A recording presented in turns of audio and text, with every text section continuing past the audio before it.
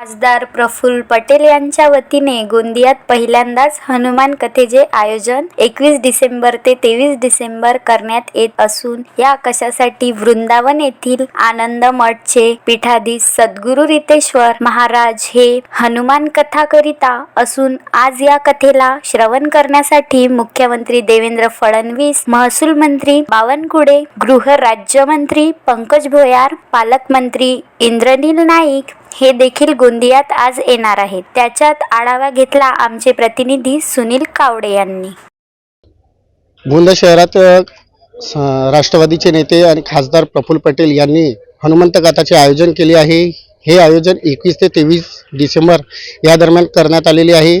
आज कथेचा दुसरा दिवस आणि या दुसऱ्या दिवशी राज्याचे मुख्यमंत्री देवेंद्रजी फडणवीस तसेच काही राज्यमंत्री या कथेला उपस्थित राहणार आहेत, अशी माहिती प्रफुल्ल पटेल यांनी दिलेली आहे।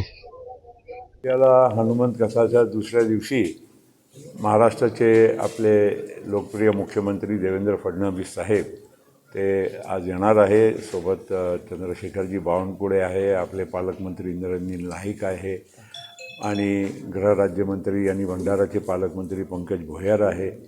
असे अनेक मान्यवर आज येण्याची आम्हाला कन्फर्मेशन मिळालेलं आहे आणि त्याच्या पलीकडे सुद्धा अनेक मान्यवर बाहेरचे सुद्धा आणि आपल्या राज्यातले सुद्धा येतील अशी, कारण काल सगळे बिझी होते। आज नक्कीच दुसऱ्या दिवशी हे सगळे आमचे महानुभाव येणार आहे। Sunil Kawade, the sting operation news, Gondia.